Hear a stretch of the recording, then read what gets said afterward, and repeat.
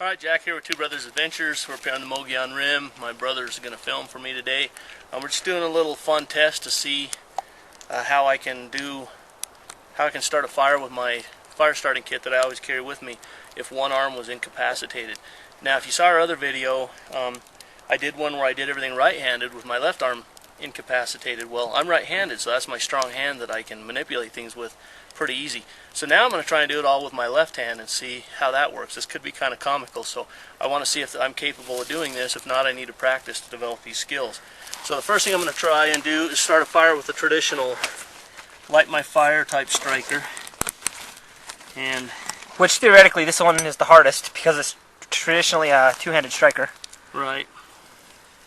And this is a good test of all of your gear to see if you can manipulate it one-handed. Like this is no problem for me to open this pill bottle lid with my right hand, but it's the first time I've ever done it left-handed, so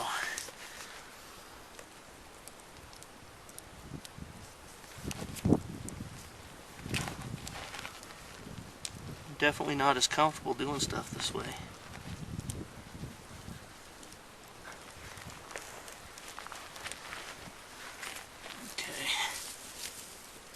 Some tinder here ready when I get that going.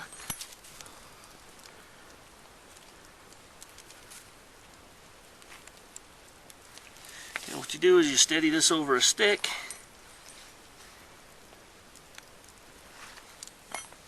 And we're going to give her a shower of sparks. Go. Maybe, yep, catch.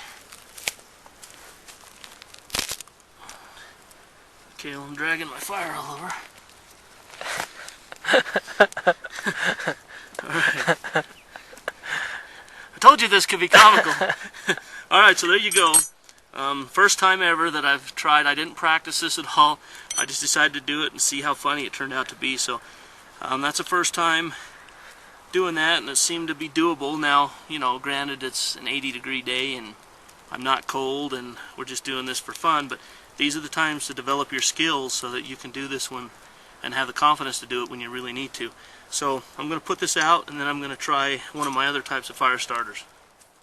Okay, so I was able to get the fire going with my light my fire flint striker, so now I'm going to try the blast match. Theoretically this should be easier, although I've never done it with my left hand, so let's see how it goes.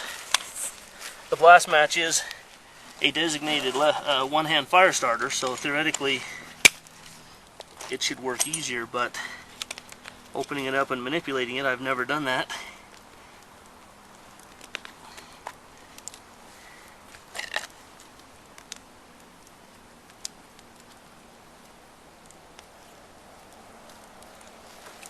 So I gotta fluff my cotton ball out. Make sure it'll catch the sparks. If you don't fluff these out, they won't catch the sparks. Get you some tinder. Okay, now this could be the interesting part, because see, already I'm having minor difficulties. Okay.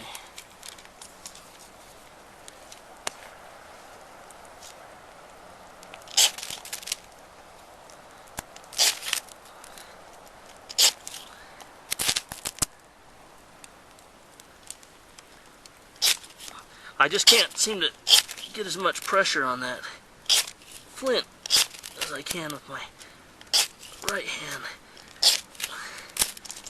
Okay. See, now I'm messing up my cotton ball. Alright.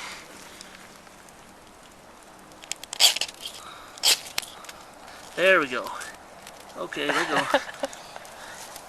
Alright, so there we go, not too hard. I can definitely tell that I'm not as practiced at putting pressure on the strike manipulator there, the striker, onto the flint bar as I am with my right hand. Now there's other ways to do this too. You can also squeeze that with one hand and do like that.